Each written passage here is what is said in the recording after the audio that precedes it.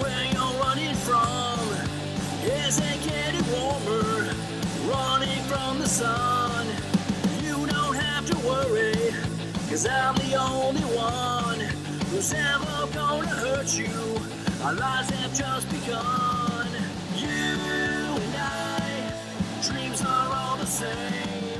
You and I, making our own ways. You and I, happiness is real. Tommy here.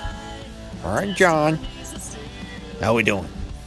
I'm good. You ready for this? Yeah, I'm a Star Wars fan. If you take a large pile of dog shit, put a lightsaber in it, call it Star Wars, I'll say take my fucking money. Well, as far as Star Wars movies are concerned, this is a pile of dog shit. But it all gets better going forward. Attack of the Clones. Which may be my fantasy if the clones were all Kate Beckinsale. I could have a dozen, and they were all blind. Sounds like fun, Tommy. In my mind, I've been there. But it always ends up with me passing out with little Tommy in my hand and love yogurt on my belly. That's fucking mildly disturbing, Tom. Well, we all have our vices. Anyway, we also have Firestone IPA. Yep, really yummy. We really need to get more critical on these beers. We love everything we drink. Yep, regularly yummy. There you go. Okay, we pick up and a few years have gone by. Anakin's now legal for Padme. Annie? My goodness, you've grown. We have the old fuck, Count Dooku. This is a mistake, a terrible mistake. They've gone too far. Instead of Darth Maul. Jango Fett. Now that's cool. I've got issues with him, but we'll talk soon. First scene I want to talk about is Anakin loses his shit for the first time in the series. Oh yeah, those filthy sand people.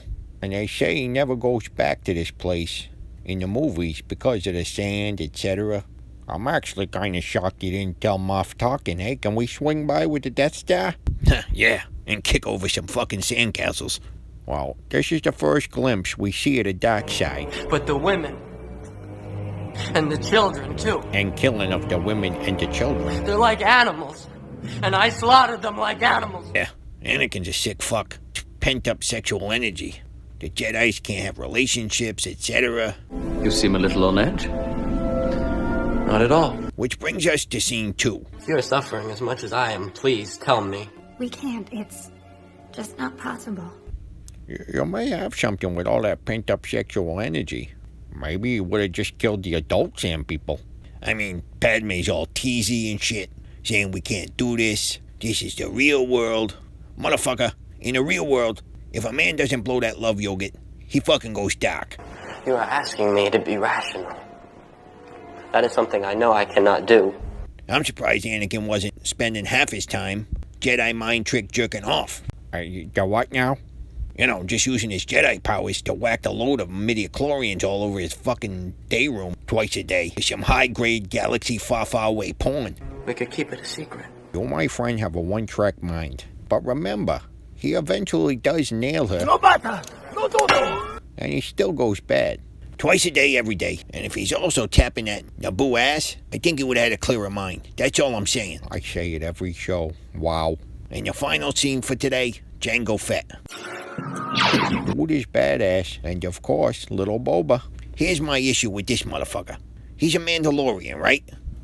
Yeah, sure. 1, knowing what we know now, why's his fucking helmet off? And B, this is warrior DNA.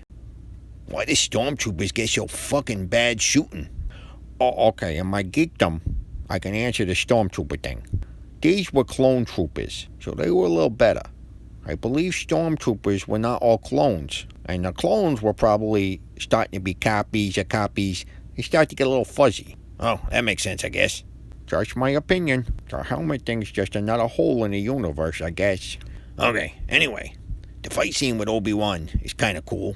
And then he loses his head on Geonosis.